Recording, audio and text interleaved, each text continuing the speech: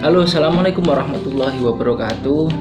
Sudah lama saya nggak buat YouTube, mohon maaf karena selama ini mungkin masih sibuk ngatur waktu ya. Ada beberapa kerjaan juga. Di kesempatan kali ini saya akan coba cerita pengalaman saya. Kemarin saya sudah janji akan saya upload di YouTube karena banyak sekali yang bertanya bagaimana keadaan saya yang kemarin. Jadi ceritanya saya kemarin itu sempat masuk rumah sakit diisolasi karena terindikasi terjangkit COVID-19.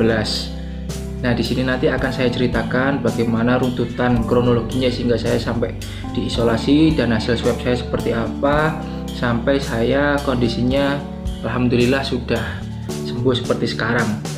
Oh ya, sebelum itu jangan lupa teman-teman subscribe. Yang belum subscribe silahkan nanti like, silahkan komen untuk sharing nanti ataupun tanya-tanya tentang isi video ini yang teman-teman belum paham ataupun ingin tahu lebih banyak, dan juga bagikan supaya teman-teman nanti dapat memberikan manfaat untuk orang lain, mendapatkan cerita-cerita tentang bagaimana pembahasan dari sudut pandang korban PDP ataupun penderita COVID-19 ya. Seperti itu, nggak usah lama-lama lagi, mari kita mulai videonya.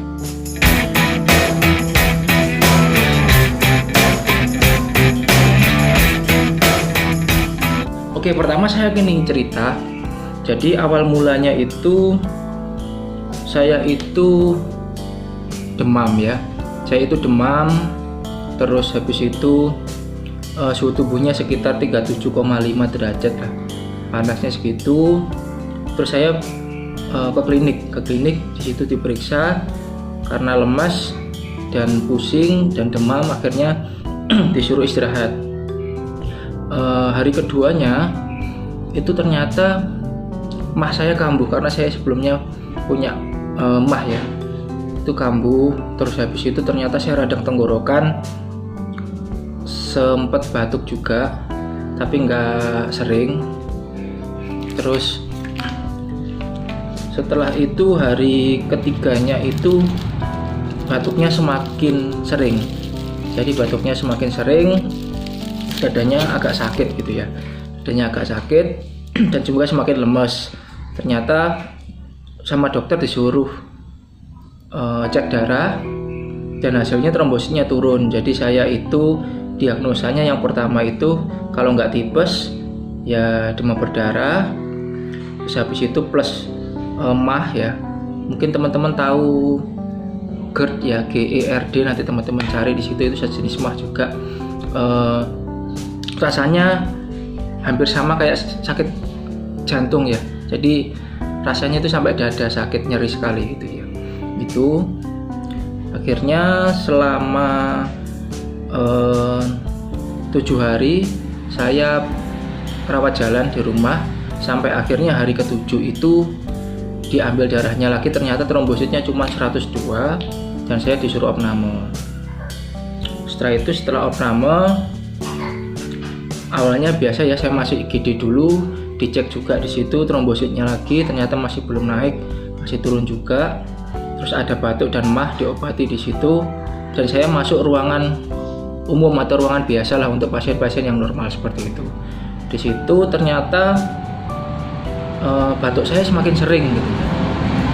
Jadi batuknya semakin sering. Habis itu setelah batuk itu agak sesak, dibuat jalan sebentar aja gitu kan, ke kamar mandi, balik lagi ke kasur, ke kamar tidur, itu sesek seperti itu. Dan hari ketiga setelah saya dirawat di ruangan biasa atau ruangan umum rumah sakit itu, batuk saya ada dahaknya, dan dahaknya itu ternyata ada darahnya, jadi keluar darah di dahaknya, itu ada darahnya gitu kan. Dan setelah itu saya di ronsen dan hasil ronsennya keluar, ternyata paru-paru saya itu di situ, kalau hasil ronsennya sendiri itu mengatakan bahwa pneumonia bilateral. Nah, pneumonia bilateral itu adalah salah satu indikasi bahwa seseorang itu terkena COVID karena karakteristiknya paru-parunya orang-orang yang terindikasi terkena COVID itu seperti itu. Jadi ada kayak flagnya ataupun ada kayak asapnya gitu ya. Nanti saya tunjukkan, saya lampirkan di sini untuk hasil ronsennya ya. Seperti itu. Nah, setelah kejadian itu akhirnya saya dirujuk untuk di ruang isolasi karena untuk perawatnya sendiri ataupun tenaga kesehatannya di situ juga tidak mau ambil resiko dong dengan kondisi seperti itu. Nah, yang unik di sini nanti akan saya ceritakan bagaimana di ruang isolasi itu, dari tenaga medisnya, dari ruangannya, dari pelayanannya, dari pasien-pasien yang ada di situ kondisinya dan cara membawanya seperti apa, nanti akan saya ceritakan. Jadi akan saya mulai dari proses pemindahan dari ruang umum ataupun ruang normal ya, orang biasa di situ dirawat ke ruangan isolasi. Karena saya di situ kondisinya sangat lemah ya, saya nggak bisa buat duduk itu batuk, buat berdiri juga batuk. Akhirnya saya dibawa pakai kasur yang ada rodanya itu ya, dibawa dengan itu oleh tenaga medisnya sendiri, pakai APD lengkap untuk penanganan COVID itu. Jadi dari atas sampai bawah itu full baju APD itu ya. Itu dibawa, dimasukkan ke ambulan, dan setelah itu saya sendirian di dalam ambulan itu, didampingi dengan tenaga medis tadi kan di depan ya. Jadi ada pembatasnya gitu di dalam ambulan. Ya dibawa kayak orang sakit itu ya, orang sakit yang parah gitu kan.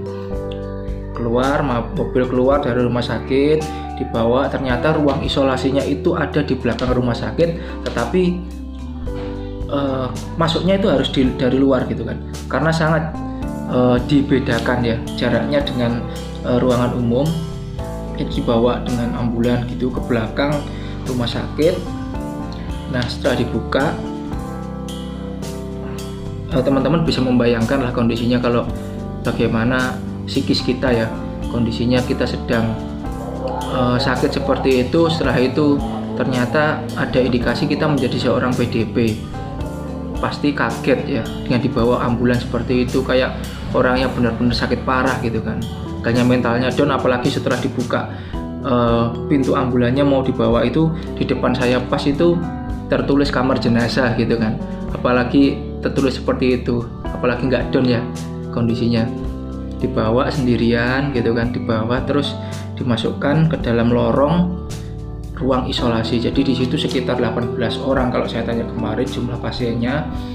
Jadi satu ruangan itu ada yang 4 orang, ada yang 3 orang kapasitasnya. Jadi saya dimasukkan di situ 3 orang totalnya. Jadi saya dan ada 2 orang lagi, yang di samping saya itu ada 2 gitu. Nah, di situ sendiri kondisinya kita boleh ditemani oleh 1 pendamping, asalkan 1 pendamping itu nanti mau menandatangani surat bahwa tidak akan menuntut rumah sakit jika terjadi apa-apa. Maksudnya terjadi apa-apa itu tertular dari penyakitnya yang ditunggu itu, karena ada kemungkinan terjangkit COVID-19 gitu kan. Ada kemungkinan karena kita belum di swab di situ, seperti itu. Nah, setelah itu masuk di situ 3 orang di situ. Nah, kondisi ruangannya mungkin masih seperti ruangan umum ya. Jadi ada jendela kaca gitu banyak. Terus kamar toiletnya 1 ya, terus setiap orang di situ tidak ada pembatas tirainya, tidak ada, jadi los ya. Jadi saya bisa melihat pasien-pasien lain, jadi saya bisa melihat kondisi pasien lain yang ada di samping saya itu, kondisinya bagus jelek, kita bisa saling melihat dan berinteraksi seperti itu di situ kondisinya. Nah, kondisi pasien sendiri waktu saya di situ itu, saya masuk itu 1 orang itu pakai oksigen. Jadi sebelah saya pas itu sudah pakai oksigen, jadi agak parah ya kondisinya, itu sesaknya agak parah. Sebelahnya saya lagi itu kondisinya sudah membaik. Jadi kondisinya sudah membaik, sudah bisa jalan, bapaknya cerita sama saya. Tapi awal masuk itu setiap batuk keluar darah, bapaknya memang setiap batuk keluar darah, dan waktu itu juga masih keluar darah tapi sedikit gitu, tapi kondisinya sudah sangat baik. Nah, saya sendiri di situ kondisinya awal masuk ya pasti psikis saya juga ngedrop ya, karena kondisinya wah, saya diisolasi di sini, bagaimana kalau misalnya saya memang tidak mengidap tetapi nanti tertular dengan orang lain yang ada di situ seperti itu, ataupun wah nanti saya kondisinya di sini tambah parah gitu kan. Nah, itu yang saya rasakan dari awal ruang isolasi itu sendiri. Apalagi di situ kan mindsetnya kita adalah di situ adalah tempatnya orang-orang yang terkena COVID. Jadi sangat mengganggu sekali di mental itu saat diisolasi berbarengan dengan orang lain kayak gitu. Itu. Apalagi ditambah ketika itu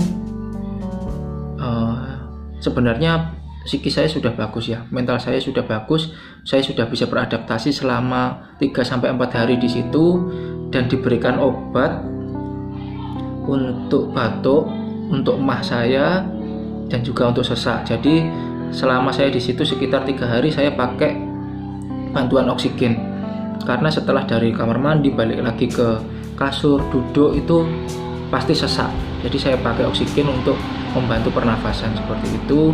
Di hari keempat lumayan batuknya sudah berkurang, ketika keluar dahak sudah tidak ada darahnya juga. Nah, tetapi di situ ada agak sedikit mengganggu mental saya, karena ternyata yang di sebelah kanan saya itu yang hari kemarinnya kelihatan baik ya, oksigen sudah dilepas, sudah ngobrol, sudah bisa makan gitu kan, sudah bisa makan sendiri. Ternyata besok malamnya itu ternyata meninggal gitu kan, sesak gitu meninggal ya. Yang sebelahnya pas yang lihat langsung pasti ngedrop kan mentalnya sendiri di situ. Tapi gimana caranya supaya kita dapat menaikkan mental kita lagi, psikis kita lagi gitu. Itu yang berhubungan di situ, yang bisa mendorong psikis kita naik itu yang pertama adalah dukungan moral dari yang nunggu kita. Jadi beruntung saya karena saya ada yang menunggu di situ, bapak saya. Setelah itu nanti juga sering lihat-lihat hiburan ya. Jadi entah teman-teman senang lihat YouTube ataupun lihat apalah, terserah. Paketan habis banyak, nggak usah dipikir lah, yang penting hatinya senang ya di situ, karena imunnya biar naik. Terus sering video call sama keluarga dengan istri, dengan anak dan keluarga yang lain seperti itu, dengan teman-teman, itu sangat membantu sekali, membantu kita untuk cepat sembuh di situ. Dan alhamdulillah memang yang saya rasakan seperti itu, ketika mental saya bagus di situ, perkembangan semakin baik. Jadi perkembangan semakin baik, saya sudah bisa jalan, sudah nafasnya tidak pakai dibantu oksigen lagi, batuknya juga sudah berkurang. Di hari ke-6 dan ke-7 itu di ruang isolasi batuk saya sudah berkurang ya. Jadi sangat drastis sekali perkembangannya di situ. Oh iya, sebelumnya saya itu di swab isolasi itu pas hari kedua. Jadi hari kedua isolasi pagi itu saya di swab. Jadi proses swab itu kayak apa ya, cotton bud tapi agak besar gitu. Itu dimasukkan ke hidung, kayaknya ada cairannya apa gitu ya. Dimasukkan ke hidung, saya pikir kan cuma di sini ya. Ternyata itu dimasukkan sampai dalam sini. Ini kan, dan rasanya panas sekali rasanya. Dan yang kedua itu disuruh buka mulut, dimasukkan jadi sampai tenggorokan sini dimasukkan gitu. Ya itu proses swab yang saya alami seperti itu.